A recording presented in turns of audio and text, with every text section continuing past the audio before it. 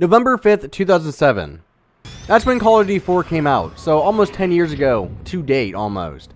So why was Call of Duty 4 so widely accepted throughout the Call of Duty community? Why was it hailed one of the best Call of Duty games of all time? If you've ever played Call of Duty when it came out, you're probably going to understand why it was such a great game.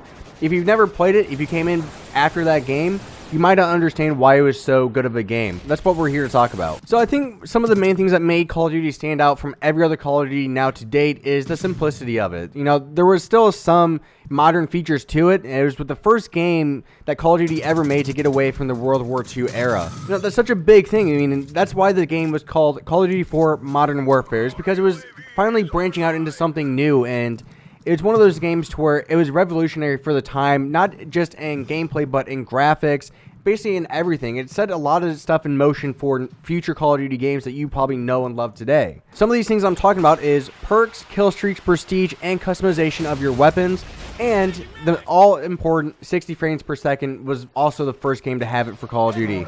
So that's such a big thing. Like, these things are kind of set as standard now in Call of Duty games, but this was the first game to have those things, and at the time, it was so revolutionary. I'm not going to sit here and say Call of Duty 4 was a perfect game, 100% out of 100%. It was not a perfect game. There were still some issues with it when it came to multiplayer, but it was definitely a very well-rounded game, not just in development, but how the story was written, how everybody played it at the time. Again, this was when gaming wasn't as big. Gaming was getting bigger around this time, but it wasn't as big as it is today. And a lot of developers now today probably think, well, more is better. That wasn't really the case then. I get the feeling that they want to put too much now into these games, to where, you know, you have 15 kill streaks that you can choose from nowadays in Call of Duty games. In Call of Duty 4, you had 3 kill streaks. You had, at 3 kills, a radar. So that's basically your modern UAV is what you would probably call it. At 5 kills, you would get your airstrike. At 7 kills, you would get a attack helicopter. That's it. Everybody was on the same playing field. Nobody had a tactical nuke over a helicopter. Everybody had these kill streaks. You were just set with them, and if you got them, fantastic. So the game was more a lot of close quarter combat, mainly because of the maps as well. Call of Duty 4 really thrived because of the close quarter combat, and the guns actually felt fun to use, which is kind of rare. Some of these games now, I kind of feel like when you pick up a weapon, I mean, when I say pick up, you know, pick up your controller and use a weapon, you don't really feel an attachment to it, and you don't really have too much of a favorite weapon. You know, it might be because it kills people faster, but then it was more of, I like this gun just because it feels good. It was one of those games where you actually picked a gun that you liked, not because it killed somebody faster, but more because of the fact that it was fun to use. You kind of got like an emotional attachment to the guns and to the game itself. And that's not just talking about multiplayer. One of the biggest things about Call of Duty 4 and what made it so good, as you can ask a lot of people about this, was the story mode.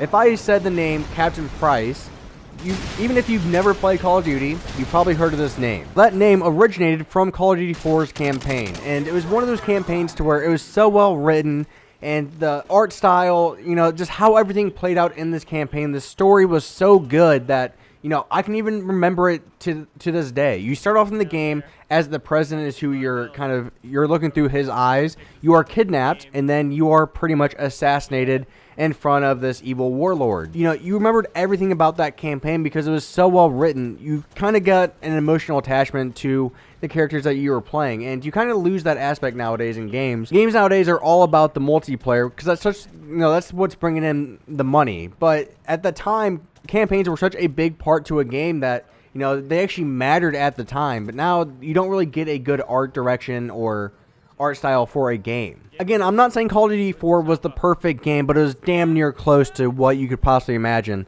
Now, a lot of this might be nostalgia because this is the very first Call of Duty game that I ever played, but I've talked to a lot of people, and they've always said the same thing, that Call of Duty 4 was their favorite game if you played it from the start. If you ever played any Call of Duty after Call of Duty 4, you kind of got the feeling that Call of Duty 4 set up those games, and they kind of made it what it is today. And I think that's why we really need to look at Call of Duty and really appreciate it.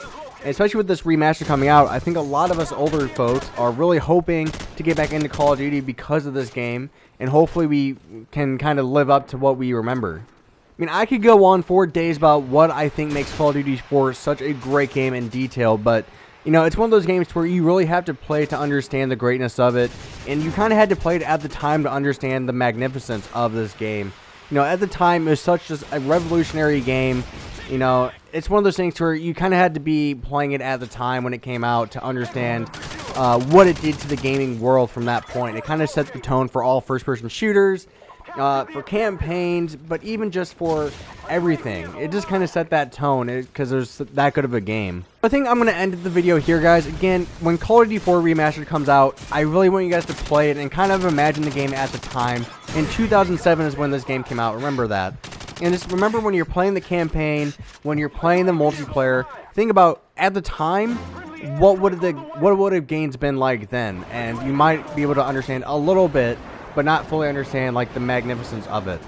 So yeah, I think out of all Call of Duty games in history, I think Call of Duty 4 is my favorite, and I'm really looking forward to playing the remastered version.